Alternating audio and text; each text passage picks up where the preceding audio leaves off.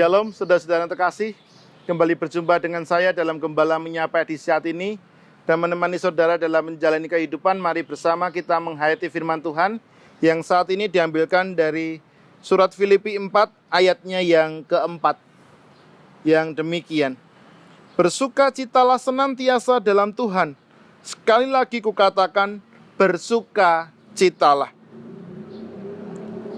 Demikian membaca firman Tuhan yang berbahagia kita yang mendengarkan dan melakukan dalam kehidupan sehari-hari. Haleluya. Saudara-saudara yang terkasih, tema kita saat ini adalah Tuhan sumber sukacitaku. Saudara-saudara yang terkasih, kalau kita membaca surat Filipi ini secara keseluruhan, surat ini juga dikenal dengan sebutan surat sukacita. Mengapa? Karena di dalam surat Filipi ini banyak tertulis mengenai kata sukacita dan tersebar di banyak pasal di surat Filipi ini. Ada banyak nasihat dari Rasul Paulus untuk bersukacita bagi jemaat di Filipi. Misalnya di Filipi pasal 2, pasal 3, dan pasal yang keempat.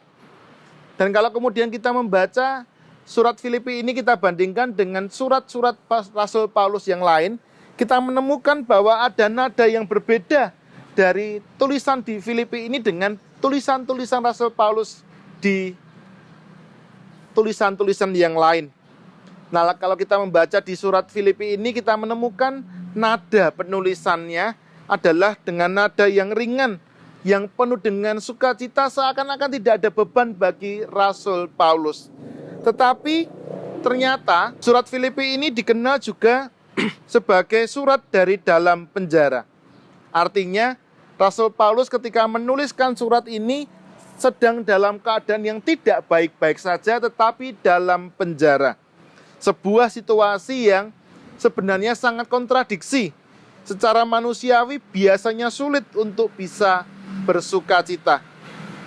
Nah, dari apa yang dilakukan oleh Rasul Paulus ini di tengah-tengah situasi yang tidak mudah ini, tetapi dia mampu untuk menggaungkan supaya jemaat di Filipi ini tetap bersukacita.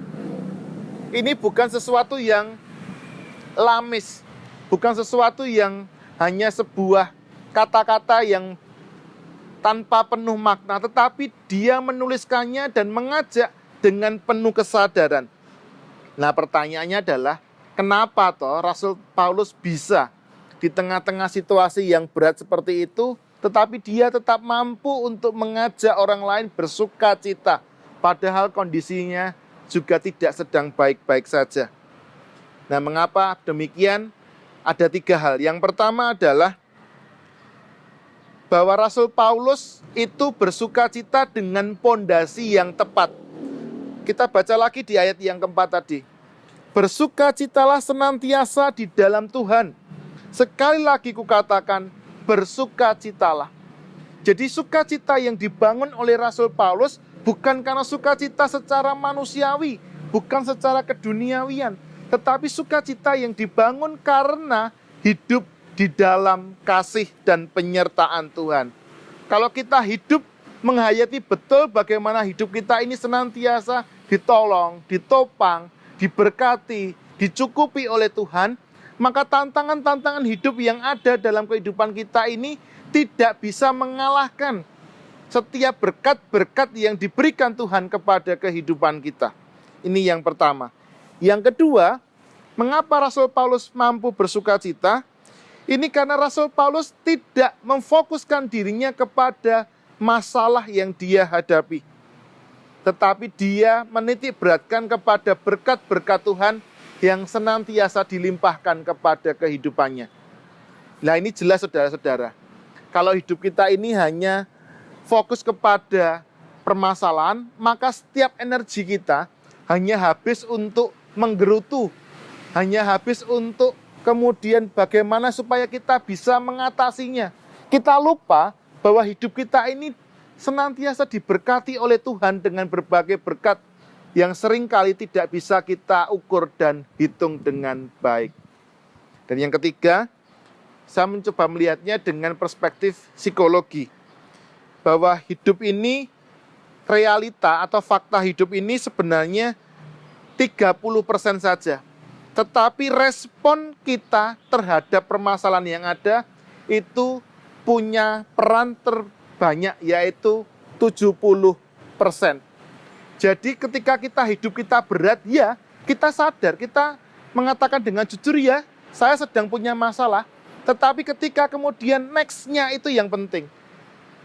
Ketika kita punya masalah dan kemudian kita menggumulkan dengan Allah, kita kemudian tidak menggerutu saja, kita berjuang bagaimana kita bisa keluar dari masalah itu yang membuat kita bisa mengatasi persoalan-persoalan hidup kita, dan hidup kita ini tidak tenggelam oleh kegagalan, permasalahan yang kita hadapi.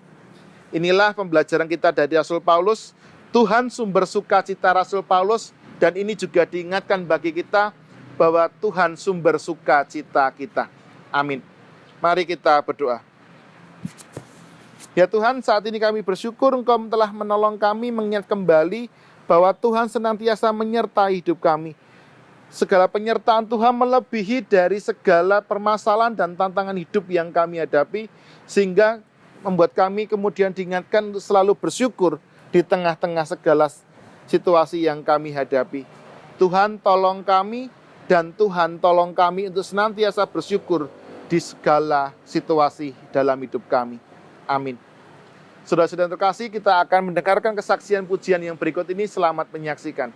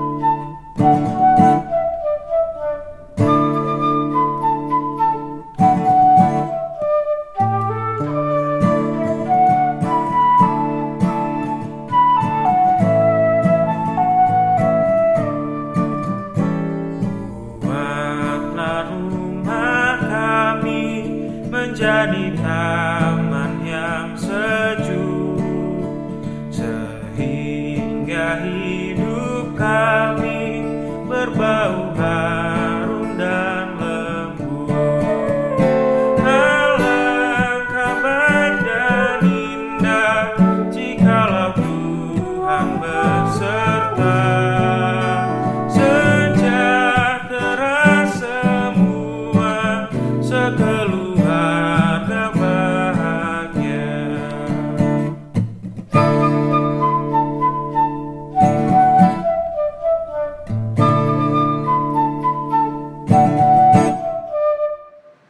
Saudara-saudara yang terkasih, demikianlah Gembala Menyapa di saat ini. Jangan lupa untuk mendukung melalui subscribe, share, dan like video ini menjadi berkat bagi lebih banyak orang.